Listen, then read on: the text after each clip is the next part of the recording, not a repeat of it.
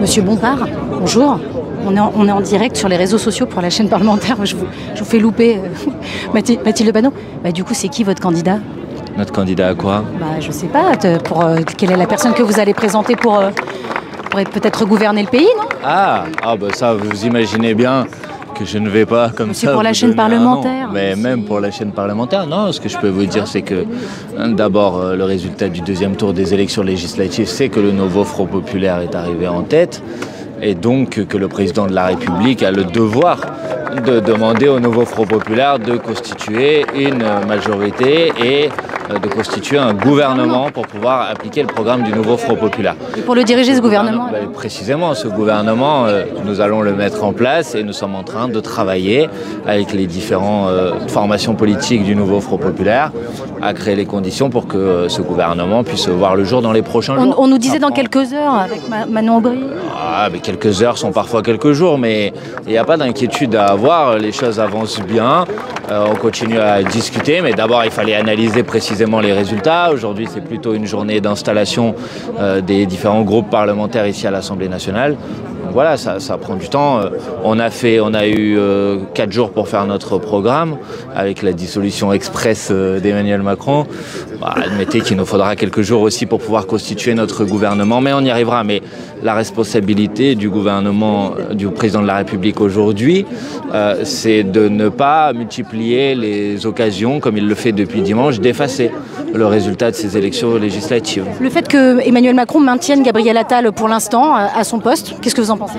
Je pense qu'il doit envoyer un message clair qui est qu'il n'a pas l'intention de s'asseoir sur le résultat de ces élections législatives. Et le résultat de ces élections législatives, il est clair. C'est le fait que c'est le nouveau Front populaire qui est là. Mais du coup, alors là, le fait qu'il maintienne Gabriel Attal, vous le prenez comment? C'est un problème d'un point de vue démocratique. Et moi, je demande au président de la République de réaffirmer, de s'adresser officiellement au nouveau Front populaire pour demander au nouveau Front populaire de constituer un gouvernement. C'est l'usage, c'est l'habitude républicaine et c'est le résultat et le respect du résultat des élections législatives. Donc c'est le choix des électrices et des électeurs. Comment vous allez travailler là, dans cette nouvelle assemblée? C'est quoi quelles sont les recommandations? Qu'est-ce que vous dites aux nouveaux élus là?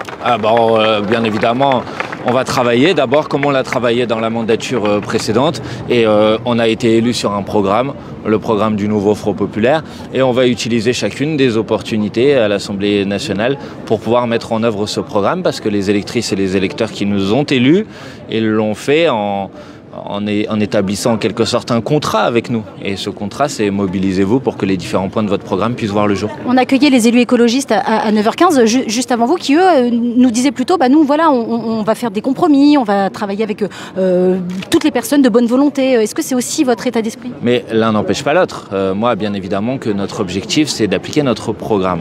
Et ensuite, pour appliquer notre programme, il va falloir à l'Assemblée nationale construire des majorités. Et par exemple, si demain nous arrivons et nous proposons une loi pour l'abrogation de la retraite à 64 ans, nous pouvons avoir une majorité à l'Assemblée nationale. Et ça ne nécessite pas d'abandonner notre programme, pas du tout.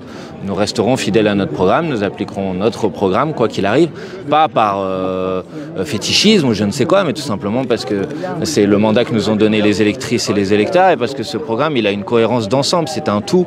Et c'est ce programme, dans sa cohérence, que les Françaises et les Français ont majoritairement choisi. Le nouveau Front populaire est arrivé en tête de ces élections, mais en termes de voix, en nombre de voix, il y a plus d'électeurs qui ont voté pour le Rassemblement national. Qu'est-ce que vous répondez à ces électeurs-là? Non, mais d'abord, je vous dis qu'il faut faire attention aux effets mathématiques, parce qu'il y a eu peut-être plus de voix pour le Rassemblement national au second tour des élections législatives, pour la raison simple qu'ils étaient présents sur bien davantage de circonscriptions au deuxième tour que les candidats du nouveau Front populaire, qui dans un certain nombre de circonscriptions, parce qu'ils étaient arrivés en troisième position, s'étaient retirés.